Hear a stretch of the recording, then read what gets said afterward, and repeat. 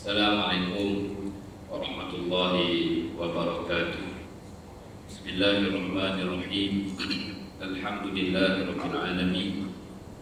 Wassalatu wassalamu ala sayyidina Muhammadin wa ala alihi wa sahbihi wa barik wa sallim. Allahumma ighfir lana dhunubana wa liwalidina wa limasyayikhina wa li jami'il muslimin wal muslimat bi rahmatika ya arhamar rahimin. Allahumma faqihna fid din wa 'allimna at-ta'wil wa hdina ila siratikal mustaqim. Allahumma faqihna wa faqih ahlana wa auladana fi dinika. Allahumma inna nas'aluka 'ilman nafi'a wa rizqan thayyiban wa 'amalan mutaqabbala wa la haula wa la quwwata illa billah al-'aliyyil 'azim al-'azizil hakim. Tuan-tuan, puan hadirin sidang jemaah rahmatullah.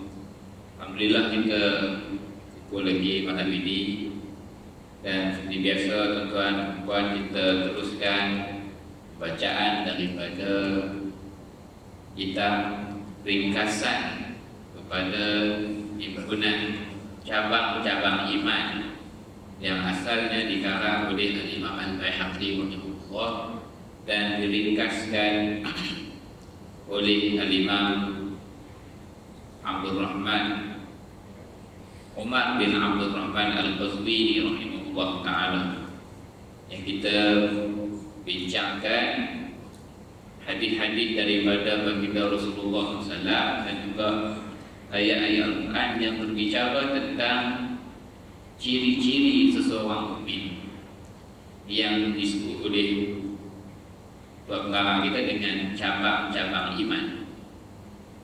Ranting-ranting iman dikiaskan iman di dalam hati kita itu seperti pohon, di pokok yang tumbuh, dia akan mengeluarkan ranting-ranting dan mengeluarkan buah. Hari ini kita masuk cabang yang seterusnya, itulah cabang yang ke-46 dan yang ke-47. Ini kita fokus kepada kita baca dua-duanya. Cabang yang ke-46, Syekh kita letakkan tajuknya antara tanda ataupun antara sifat seseorang mukmin itu, dia akan berasa tenang hati dan berasa gembira dengan melakukan kebaikan-kebaikan, dan dia akan berasa sedih, dia akan berasa pusing dengan dosa-dosa yang dia lakukan. Jadi dia tak berasa seronok dengan maksiat. Dia terjatuh, terjerumus melakukan maksiat, tetapi dia tidak menggembira, bahkan dia berasa sedih dan dia berasa pusing, dia berasa bimbang dengan dosa-dosa yang dia lakukan. Syekh bawa sebuah hadis yang diriwayatkan daripada Sayyidina Jabir bin Abdullah, Jabir bin Samurah radhiyallahu ta'ala anhu, daripada Sayyidina Umar Al-Khattab radhiyallahu anhu. Dan hadis ini diriwayatkan di dalam kitab Musnad Imam Ahmad bin Hanbal. Rasulullah bersabda, disebut oleh Sayyidina Umar Al-Khattab, "Wa man sarrathu hasanatu." Ini ucapan Sayyidina Umar Al-Khattab. Barang siapa yang menggembirakan dirinya itu, mendatangkan kegembiraan ke dalam hatinya itu, hasanatu, kebaikan-kebaikan yang dilakukan. Maksudnya hasanah, yakni kebaikan-kebaikan yang dia buat, akan mendatangkan rasa gembira dalam hatinya, mendatangkan rasa tenang dalam jiwanya. Wasa'athu sayyi'atu, dan akan membuatkan dia berasa uzing, berasa buruk, dia rasa tak elok, dia berasa tak elok dengan dosa-dosa yang dia lakukan. Fahuwa mu'min, maka dia adalah seorang yang beriman. Dan dalam yang ini, semua ini melibatkan hati dan perasaan. Ini jiwa kita. Apabila kita dapat melakukan ketaatan pada Allah, kita akan merasa suka, kita merasa gembira. Gembira sebab apa? Sebab kita telah tunai perintah Allah. Sebab apa gembira? Sebab kita telah berjaya buat perkara yang akan mendatangkan redha Allah kepada kita. Itu maksud kita bergembira dengan hasanah, yang bergembira dengan kebaikan yang kita lakukan. Wasa'at musayyi'atu, dan dia merasa buruk, dia merasa tak elok, dia merasa sedih. Yang kita sebut tadi, dia merasa musik dan sedih, bukan menggembira dengan dosa-dosa yang dia lakukan. Fahuwa mu'min, maka itu tanda dia adalah seorang yang. Jadi kita tidak bergembira dengan maksiat yang kita lakukan. Bahkan kita merasa bimbang, kita merasa risau dan sedih. Sebab maksiat ini adalah perkara yang menjadi penghalang kita dengan Allah Subhanahu wa taala. Tuan, kita sebut sedikit tentang apabila kita telah melakukan sesuatu kebaikan, apabila kita dah berjaya buat sesuatu kebaikan ni, yang pertama sekali tuan-tuan, kita kena syukur pada Allah. Kita kena syukur pada Allah sebab kita faham dan kita yakin bahawasanya kita boleh buat kebaikan-kebaikan ini semuanya dengan bimbingan daripada Allah. Bukan dengan kehebatan diri kita, bukan dengan kemuliaan diri kita. Bahkan ianya datang daripada taufik daripada Allah. Jadi bila kita berjaya buat benda yang baik ini, pertama sekali kita ucapkan alhamdulillah, syukur pada Allah. Lepas tu kita sebut kita bersyukur di atas nikmat Islam dan iman. Jadi kita bersyukur kita jadi orang mukmin, dan kita juga bersyukur kita jadi orang yang taat kepada Allah. Moga-moga Allah akan tambah lagi. Yang keduanya, kita dapati dalam amalan yang kita buat ini, kebiasaannya yang paling terang contohnya apabila kita selesai bunyi salam daripada solat, zikir yang pertama adalah kita minta ampun daripada Allah, istighfar. Kalau kita tengok, kita baru saja buat benda baik, tapi kenapa kita masih minta maaf? Kenapa kita masih minta ampun pada Allah? Yang ni yang kedua tu kan, kita sebut sebagai kita memperakui kekurangan kita. Walaupun kita buat kebaikan, walaupun kita dah tunai ketaatan, tapi sebagai hamba yang lemah, kita mengaku juga bahawa ya Allah, aku belum sempurna lagi. Aku belum sempurna lagi melaksanakan ketaatan. Boleh jadi dalam sembahyang kita tadi ada kurang, ada yang tidak sempurna khusyuknya dan kesempurnaan ibadatnya, maka kita susuli dengan sentiasa minta ampun pada Allah. Walaupun kita baru selesai buat benda taat, walaupun kita baru selesai buat kebaikan, daripada kita minta keampunan tadi selepas pada kita buat kebaikan tadi, seterusnya kita akan berdoa minta Allah terima pula amal kita.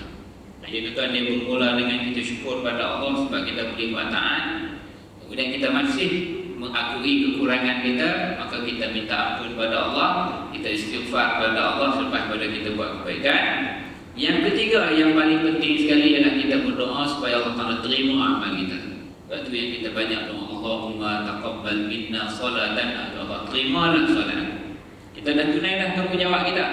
Kita dah sujud, kita dah rukuk, kita dah melaksanakan kewajipan kita tadi. Maka kita doa pula, kita harap semoga Allah terima amal kita. Jadi bila selesai amal tadi, maka datanglah rasa tenang.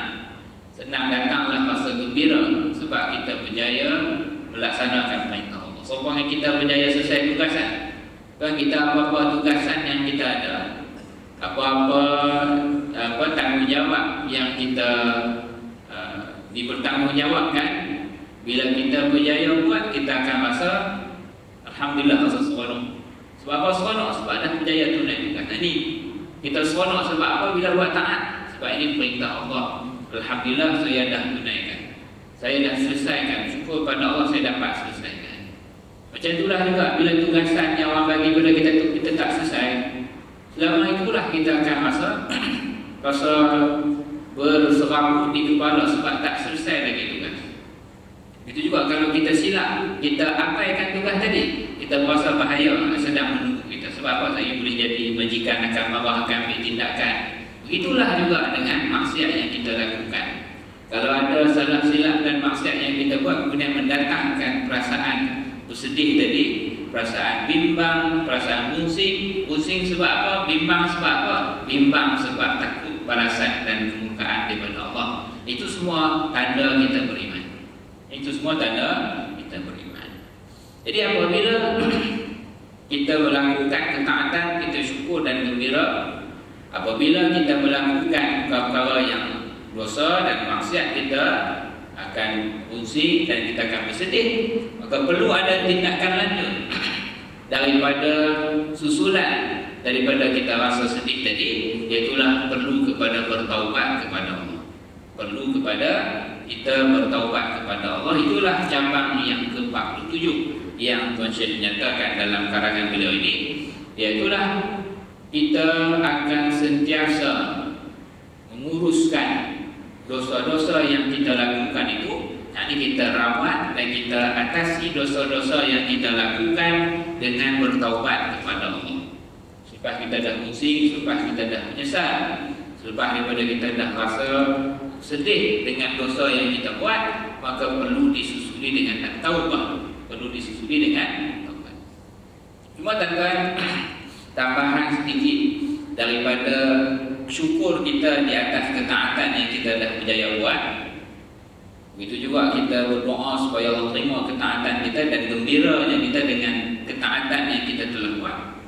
Kita telah hari ini alhamdulillah sebelum tidur kita syukur pada Allah, alhamdulillah hari ini 5 solat. Sebelum tidur pula lepas solat, bagi yang selalu duduk di sini sempat baca surah Al-Mulk, alhamdulillah malam ni aku dapat baca Al-Mulk sebelum tidur. Jadi kita rasa gembira. Gembira tuan-tuan, satu saja yang jangan kita tersilap ataupun kita masuk selepas beramal ya. Selepas kita beramal ni, jangan masuk perasaan kita rasa kita lebih baik dan lebih mulia dari orang lain. Itu yang kita minta simpan. Sungguh tuan-tuan, bila kita buat ketaatan, insya-Allah kita jadi hamba yang baik di sisi Allah. Insya-Allah kita jadi orang yang dikasihi oleh Allah. Cuma jangan kita memandai-mandai menjadikan amal kebaikan yang kita buat itu sebagai ukuran kita lebih baik daripada A, kita lebih baik daripada B. Sebab apa kita lebih baik daripada dia? Kita kata tak, sebab aku banyak ibadat lagi, aku banyak kebaikan lagi. Tak perlu tuan. Dan yang itu bukan kerja kita. Sebab yang menilai siapa yang lebih baik hanyalah Allah Ta'ala. Kita pandang semua orang lain ni adalah semua yang sama dengan kita. Bahkan kita pandang orang lain lebih baik daripada kita. Cuma kita harap Allah Ta'ala terima kita bersama-sama dengan orang lain yang baik dan mulia ini. Walaupun zahir dia mungkin, zahir depan mata dia masih belum taat, tetapi kita kena ingat prosesnya masih berjalan. Proses kita dan dia masih berjalan.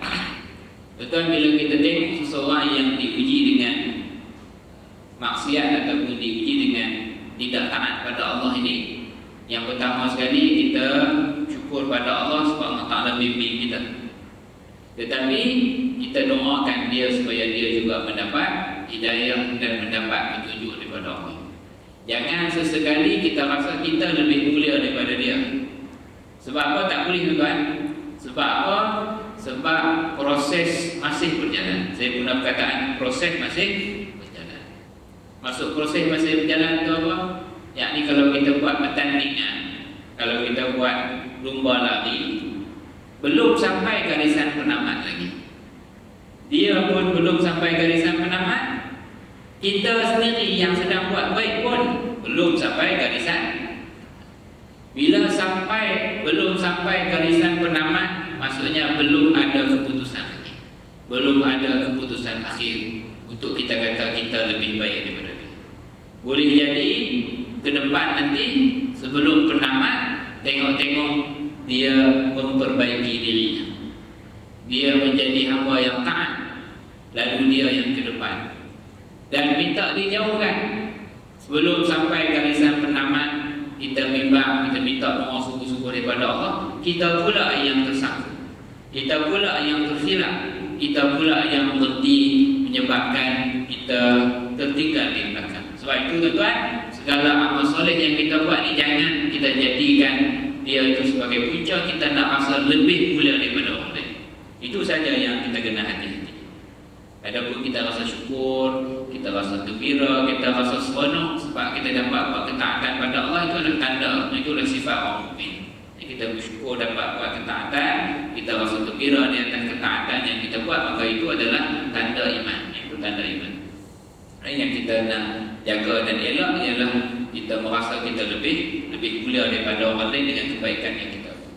Yang kita pandang kebaikan yang kita buat ni semuanya adalah daripada bantuan dan hidayah daripada Allah. Dan kita juga doakan saudara-saudara kita yang lain yang masih belum lagi melaksanakan ketaatan pada Allah ni, kita doa mereka juga insya-Allah akan mendapat hidayah dan petunjuk daripada Allah. Balik tuan kepada selepas daripada yang kita sebut tadi tentang taubat. Selepas daripada seseorang itu melakukan dosa, melakukan perkara yang dilarang oleh Allah, lalu datang perasaan sedih, datang perasaan menyesal, datang perasaan berat hati itu, maka itu adalah tanda seorang mukmin. Itu tanda iman dalam hati. Cumanya kita dituntut untuk selepas daripada itu melaksanakan perintah yang Allah perintah pada kita selepas daripada tersilap dan tersalah langkah melakukan dosa yang disebut sebagai taubat, yang disebut sebagai taubat. Jadi tuan-tuan, kita seperti biasa kita ambil uraian ini daripada Al-Imam Al-Ghazali rahimahullah. Imam Ghazali antara ulama yang besar jasanya kepada kita dalam dunia Islam ini, yang menguraikan perintah-perintah syarak ini, khususnya yang melibatkan persoalan membersihkan hati, persoalan membaiki diri daripada seseorang yang tidak taat pada Allah, nak memperbaiki diri menjadi hamba yang baik kepada Allah. Kalau Syekh sebut tentang makna taubat ini, tuan. Kalau Syekh kata taubat ini dia akan menjadi sempurna dan tersusun elok dengan adanya 3 perkara. Taubat akan menjadi lengkap apabila terdiri dan tersusun pada taubat itu 3 perkara. Yang pertama, pengetahuan ilmu. Yang keduanya adalah keadaan dan perasaan dalam diri kita. Dan yang ketiganya, tindakan, perbuatan. Adanya ilmu dan kefahaman, adanya keadaan diri kita dan juga perasaan kita, dan adanya tindakan. Ada 3 ini lengkaplah taubat. Yang Tuan Syekh kata setiap satu itu akan membawa kepada satu yang lain. Ilmu akan membawa kepada perasaan dan keadaan dia. Kemudian keadaan dan perasaan itu akan membawa kepada tindakan. Jadi kita tengok tentang satu persatu ini. Yang pertama, yang dikatakan taubat itu perlu ada ilmu, pengetahuan tentangnya. Pengetahuan apa? Pengetahuan tentang betapa mudaratnya sesuatu dosa ini. Atau saya kata pengetahuan ataupun taubat ini dia akan bermula apabila seseorang itu tahu akan sejauh manakah kemudaratan dan sejauh manakah bahayanya dosa yang dia lakukan. Kalau kita tak tahu bahaya dosa, maka kita akan meringan-ringankan. Kalau kita tidak menyedari kesan buruk daripada dosa, boleh jadi kita akan mengambil sambil lewat saja terhadap dosa-dosa yang kita lakukan. Jadi saya kata yang pertama sekali, mestilah seseorang itu tahu ada pengetahuan tentang besar sekali mudarat daripada dosa. Sebab apa? Sebab dia kena tahu bahawa dosa ini adalah racun yang mematikan. Dia bukan mati badan, tetapi dia mematikan hati. Itu pertama. Dosa ini dia akan mendatangkan kegelapan dan mematikan hati. Itu yang pertama. Yang keduanya, Imam Ali kata mesti dia tahu bahawasanya kesan dan mudarat dosa ni akan menjadi penghalang kita untuk dekat dengan Allah. Dia jadi penghalang. Allah Ta'ala sentiasa dekat dengan hamba-Nya, tetapi hamba itulah sendiri yang menghalang diri daripada mendekat kepada Allah dengan cara dia mengisi dosa-dosa untuk memenuhi dirinya. Dan tidak ada balasan yang cukup pedih buat seseorang kekasih melainkan dia dihalang daripada sampai mendekat pada kekasihnya. Dan kita sayang anak kita, tak ada yang boleh membuatkan rasa cukup-cukup terkilat apabila seseorang itu terhalang daripada dapat peluk dan dapat pegang anak. Saya ada kenalan lah sikit tuan, dia cerita lah, sekadar cerita macam mana ujian kepada adik dia itu. Mereka pisah lah, berlaku pisah rumah tangga lah, berisik rumah tangga, biasalah jadi berakhir dengan berpisah, cerai lah. Cuma ujian dia selepas bercerai itu, ada anak kecil umur lebih kurang setahun dua. Keluarga sebelah bekas isteri ini halang ayah ni daripada main ziarah dan tengok anak. Dan halang itu dengan tahap yang cukup dahsyat lah. Pertama dia buat pindah alamat, lepas pisah tu datang di tempat itu dan pindah. Kemudian tak dapat dihubungi, dalam proses itu bekas suami ni nak usaha lah juga nak dapatkan perintah mahkamah dan sebagainya, sekat yang saya maklum. Cumanya memang tak dapat kesan di manakah rumah bekas isteri dan mentua itu, dan memang mereka sengaja tak nak bagi anak kecil ni berjumpa dengan ayah dia. Jadi dia kata dia hidup tu dalam keadaan yang cukup betapa tersiksa. Cuma yang betul-betul yang menjadi kemuncak ujian dia tu, dalam tempoh setahun lebih dia cuba cari nak jumpa anak kecil. Bukan anak besar kita ingat, tapi anak kecil lagi teringat, sebab masa itulah manja dan orang kasih dia. Sehinggalah dia dapat telefon.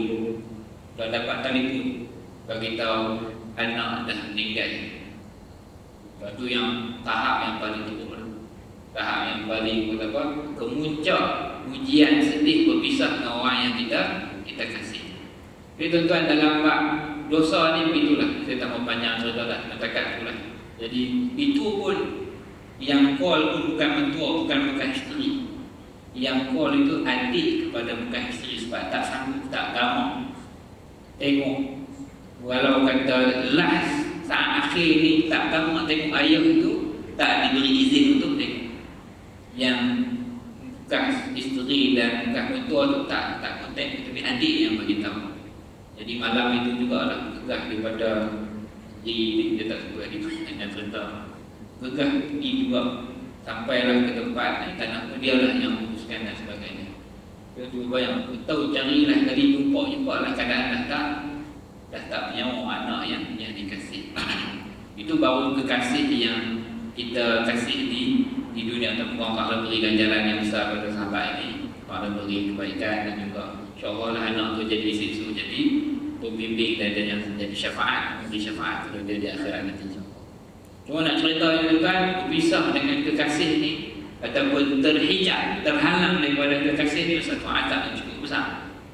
Jadi kita kasihkan Allah dan kita harap Allah Ta'ala yang beri rahmat, beri keselamatan pada kita. Tetapi kita sendiri yang memilih untuk letak benteng kita dengan kekasih kita dengan Allah Ta'ala, dengan melakukan dosa-dosa, dengan tidak tunai perintah Allah. Jadi Tuan Syekh kata, taubat ini yang pertama sekali mesti seseorang itu tahu bahawasanya dosa itu memudaratkan, dosa itu adalah racun yang mematikan hati, dan dosa adalah penghalang menjadi hijab di antara kita dengan Allah Subhanahu wa Ta'ala. Itu yang pertama.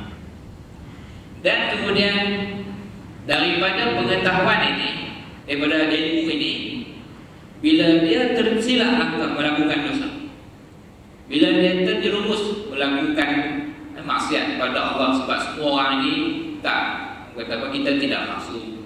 Ada masa kita lalai, terjatuh. Ada masa kita lupa, kita tersalah langkah. Ada masa kita kalah dengan nafsu, maka kita tersilap langkah melakukan dosa. Bila tersilap langkah itu, dengan pengetahuan yang dia ada tentang bahayanya dosa, ketika itulah dia akan mula merasa, dia akan rasa sakit. Ta'alam, dia akan rasa sedih. Dia akan rasa sedih di hatinya. Itu keadaan dia. Bila pengetahuan itu ada di dalam minda, kemudian dia jatuh melakukan dosa, dia akan mula rasa dalam hati dia. Dia mula rasa kekuatan ilmu yang dia ada tadi akan mendorong dia mula rasa sakit dengan dosanya tadi. Dia merasa sedih dengan dosa yang dia lakukan. Dia merasa, orang kata apa, sesak dadanya dengan keadaan dia yang masih menekankan maksud tadi. Ini tahap yang kedua yang kita sebut keadaan hatinya dan perasaannya tadi. Dia kata bila dengan pengetahuan tentang mudarat dosa itu lengkap pada mindanya, bila dia tersalah langkah melakukan dosa, mulalah bangkit perasaan sedih dalam hatinya, dengan sebab dia bimbang dia akan terhalang daripada mendapat kasih daripada Allah. Dia akan, hatinya akan mula merasa sakit. Kerana apa? Kerana dia bimbang terhalang daripada sampai kepada kekasihnya, itulah kasih Allah Subhanahu Wa Taala. Jadi bila dia mula rasa penyesalan itu, perasaan dalam hati mula menyesal, maka dia mula akan bertindak. Ini dengan tindakan. Mulalah dia akan bertindak, mengambil langkah tindakan yang sepatutnya daripada dosa-dosanya itu. Apakah tindakannya? Tindakannya ialah dia mula bertindak menghentikan dosanya tadi. Sebab dia tak boleh kekal dalam berbuat dosa. Sebab dia tahu dah dosa ni mudarat sekian-sekian, dan sekarang ni dia sedang berasa sungguh penyesalan dengan kesedihan di atas dosa tadi. Maka dia kena mula ambil tindakan. Tindakannya lah dia stop daripada apa maksiat yang dia sedang lakukan dan mula bertindak untuk membaiki keadaan dirinya. Inilah yang saya sebut tiga tuan-tuan. Tiga keadaan, tiga perkara tadi. Yang pertama, pengetahuan tentang keburukan dosa. Yang keduanya, perasaan dalam hati yang menyesal dan merasa berat, merasa sakit, merasa sedih dengan dosa yang dilakukan. Yang ketiga, mesti bertindak dengan tindakan, yakni tindakan meninggalkan kesalahan dan dosa itu, dan mula mengambil langkah-langkah mengganti dengan membuat kebaikan-kebaikan dan kebajikan-kebajikan. Itu proses yang perlu ada dalam proses taubat ini tadi. Itu saya kata, bila ada kesemua ketiga-tiga ini, maka seseorang itu akan mula tengok tentang masa hadapan, masa yang lepas dan masa yang sekarang. Masa yang sekarang, bila dia sedar tadi, dia akan tinggalkan dosanya. Dia akan tamatkan dosanya. Masa yang hadapan, dia akan mula rancang untuk perbaiki keadaan dirinya. Dan masa yang lepas, dosa-dosa yang telah dilakukan, dia akan memohon pada Allah Subhanahu Wa Taala memperbaiki dan menghapuskan dosa-dosa yang sebelum ini. Jadi yang masa depan, dia akan berazam dan bertekad untuk tidak ulang dosa itu tadi. Masa yang sekarang, bila dia dah sedar itu, dia akan berhenti daripada apa yang dia sedang buat.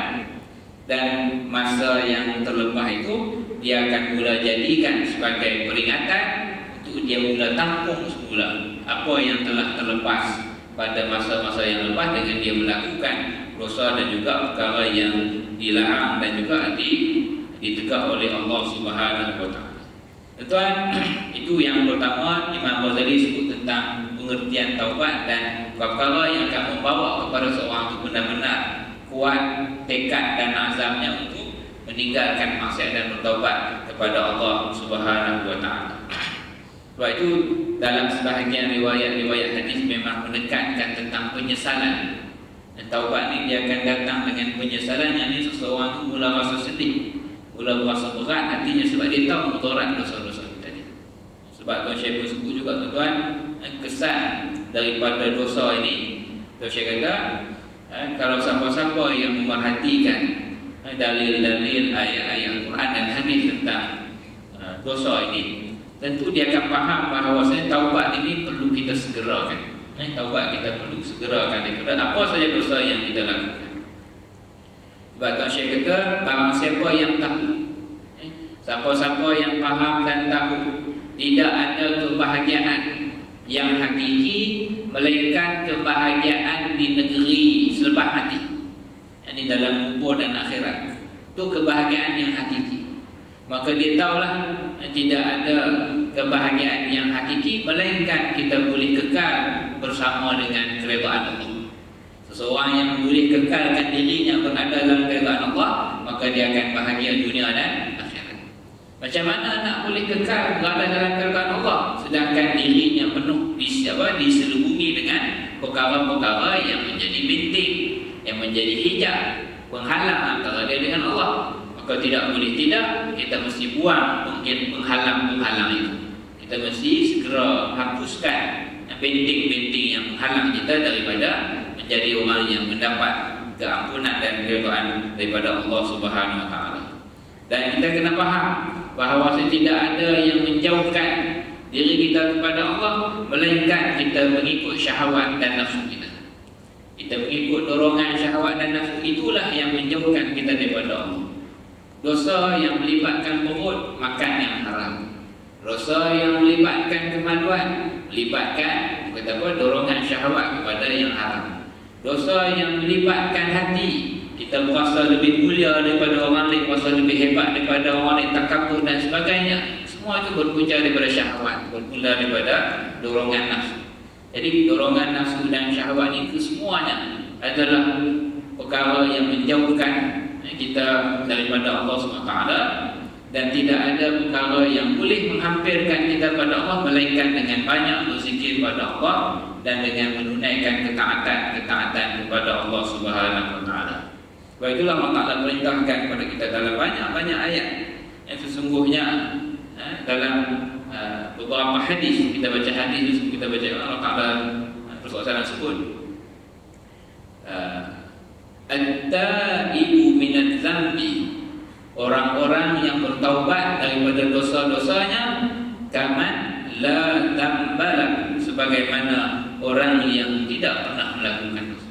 Dia menyesal sungguh-sungguhlah hati dan dia berhenti daripada apa yang dia buat, dan kemudian dia bertekad, berazam sungguh-sungguh untuk tidak ulang, maka dia telah tunaikan tuntutan daripada kewajipan untuk dia bertaubat kepada Allah Subhanahu Wa Taala. Cuma yang tuan-tuan, kita ambil juga apa yang disebut oleh al-Imam tentang kebaikan dan juga kesan daripada taubat ini. Saya sebut tentang kemestian kita bertaubat ini, kerana taubat ini adalah perkara yang akan menyelamatkan kita daripada kesan-kesan dosa. Dan dosa itu kesannya sangat-sangat besar kepada hati. Dosa itu dia akan menggelapkan hati. Dosa sebut dalam hadis tentang satu dosa dibuat akan titik satu titik hitam. Jadi dia mula menggelapkan dan juga menjejaskan cahaya dalam hati. Sedangkan hati kita inilah sumber kehidupan roh dan sumber hidupnya iman kita. Ini iman. Sebab itu sebut hati ini elok hati, maka eloklah seluruh. Apabila baiknya hati seseorang, maka baiklah seluruh tubuh. Kalau hati itu penuh dengan kesan-kesan hitam daripada maksiat tetapi tidak dibersihkan, biar begitu, maka dalam kelemahan kita bimbang hati itu akan mati disebabkan kesan daripada maksiat. Sebab itulah perlu pada pembersihan, perlu pada kita menyucikan diri kita daripada dosa itu tadi. Itu saya kata, apabila seseorang itu bertaubat kepada Allah, dia benar-benar melaksanakan taubat yang penuh syarat tadi, menyesal dalam hati, meninggalkan apa yang dia sedang buat sekarang itu daripada maksiat, kemudian berniat untuk tidak ulang lagi pada masa akan datang, insya-Allah taubatnya itu akan diterima oleh Allah. Dan saya kata, kesan daripada taubat ini, dia akan memadamkan daripada hati itu kegelapan dosa. Kesan daripada taubat dan istighfar kita kepada Allah akan terhapuslah kegelapan dosa, sebagaimana bila datangnya cahaya siang, hilanglah malam. Untuk kemuliaan taubat, kita minta ampun sungguh-sungguh kepada Allah, datanglah cahaya ke dalam hati dan menghilangkan kesan kegelapan daripada dosa-dosa yang kita lakukan. Itu tuan-tuan, kita kena sentiasa bertaubat. Jangan putus asa, jatuh taubat lagi, jatuh minta ampun lagi, jatuh minta ampun lagi, sehinggalah kita berjumpa dengan Allah Subhanahu Wa Taala. Jadi itulah apa yang kita dapat pada malam ini, tuan-tuan. Cukup setakat itu, insya-Allah. Aku qauli hadza, astaghfirullahal azim li wa lakum, wa sallallahu ala sayyidina Muhammad wa ala alihi wa sahbihi wa sallam. Alhamdulillahil alamin. Jazakumullahu khairan. Assalamualaikum.